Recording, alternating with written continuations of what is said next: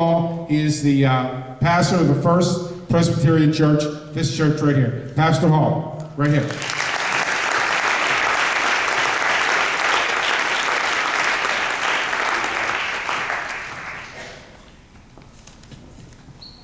What a joy it is to welcome you to First Presbyterian Church. For 239 years, this church has stood for truth in the heart of the city, and I hope for another 239 years and many more.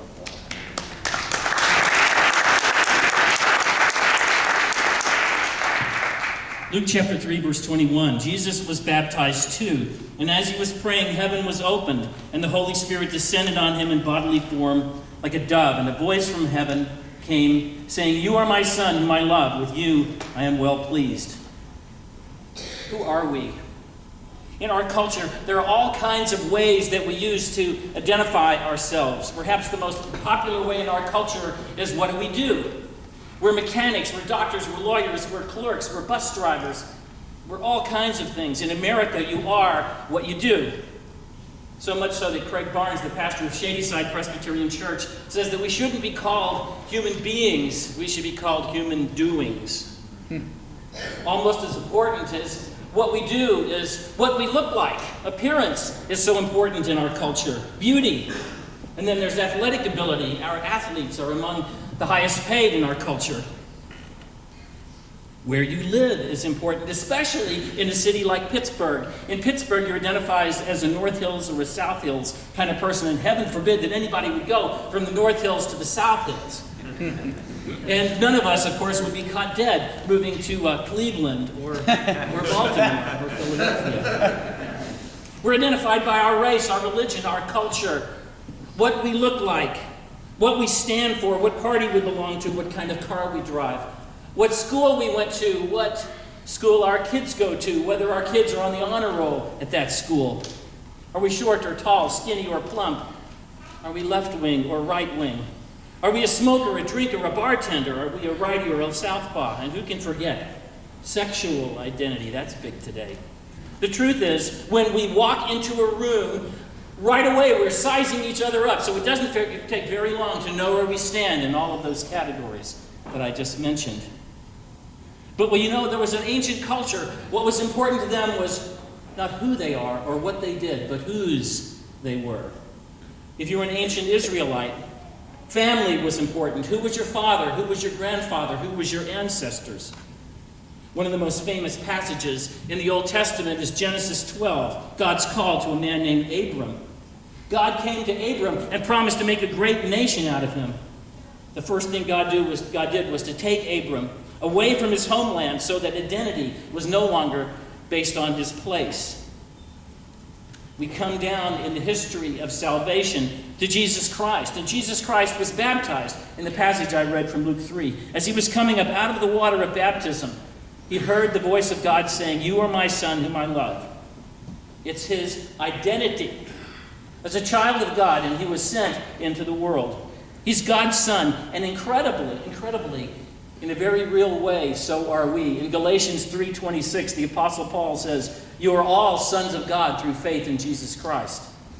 For all of you who were baptized into Christ have clothed yourselves with Christ. We are part of the royal bloodline. We all come from the same stock. Our best and truest identity is that Jesus Christ was God's Son, and when we put our faith in him, so are we. The problem is, you see, most people in this country don't believe it, or we doubt it, or we spend most of our lives trying to find our identity someplace else. Here at First Presbyterian Church of Pittsburgh, when we perform an infant baptism, we don't use the child's last name. We simply say, "Child of God." You see, what we want to do is send that child into the world with the same identity that Jesus Christ was sent into the world with. That's why baptism is so important, because it points to our best and truest identity as children of the living God. Luke says that right after Jesus was baptized, he was sent into the wilderness, and he was tempted for 40 days. 40 days. The devil came to him, and what did the devil say? "If you are the Son of God, tell these stones to become bread." If you are the Son of God. You see, it was the Garden of Eden revisited, the temptation. was not to eat the wrong food. The temptation was to doubt who he really was, to doubt his true identity. You see, this is exactly our problem. We doubt God, and so we look for our identity everywhere but God. That is why substitute identities always fail us. But you see, only Jesus Christ succeeded where Adam and Eve failed. Identity shapes our outlook on this life and sends us out into the world. Our best and truest identity is that we are children of the living God, not in what we do or what we look like or what we wear. Our best and truest identity is that we are children of the living God in Jesus Christ.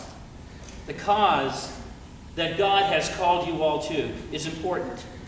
But I think it's more than about concern for life, as important as that is. The cause is more personal than that. It's about family. It gets right to the heart of our identity as children of God.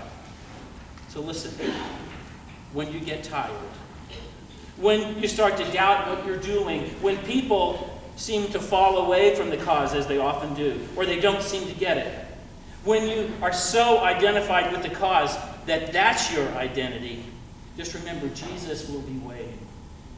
You see, there was a person in our family who said that he would never leave us or forsake us, and he keeps his promises. He left his true home and lived as an exile in the world he created. Like Adam and Eve and all of us, he was tempted, but where we failed, he passed the test. Perhaps most important of all, the day when he needed his friends the most all of them claimed to have forgotten who he was. And yet he went to the cross for them just the same. Child of God. Child of God. That's who we are. That's what we're here standing for. Our best and truest identity is that we are children of God through faith in Jesus Christ.